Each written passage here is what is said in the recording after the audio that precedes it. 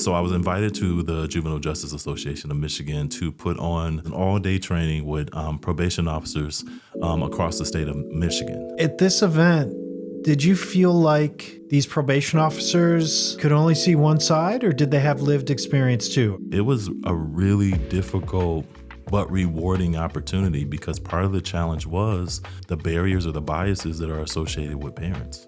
That they are lazy, they don't necessarily understand why this is important, the cause and effect of all the problems. One of the things that was really important for me was to help POs sort of understand why some parents might show up in the way that they show up as it relates to their behavior. When you pull back the layers, we often find out a lot of this is shame, a lot of this is hurt, fear, a lack of understanding and awareness of the role of their probation officer.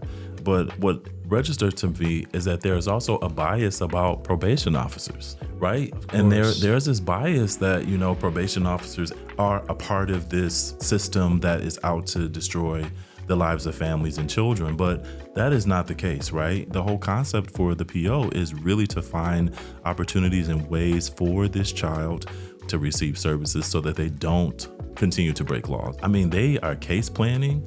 They are, meeting with families after hours. They're trying to connect. And really, the probation officer's role is really vital in whether or not a child goes back to committing crimes. So I think it's really important that we begin to unpack the role that a probation officer has when relating to children, but also the role that the parent has in also making that connection and partnership with their child as well as the PO.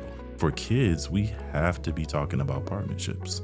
And I think partnership as it relates to parents and families and systems, it's possible and it's happening, but I think it's also a very difficult process to have.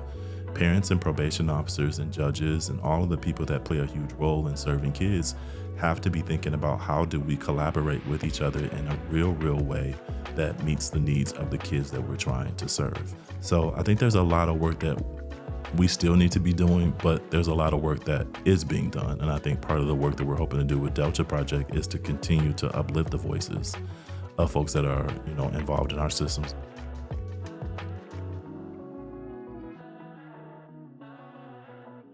Thank you for listening. Check out our programs on the Delta Project's website, thedeltaproject.co, and be sure to follow us on Spotify, YouTube, or wherever you get your podcasts.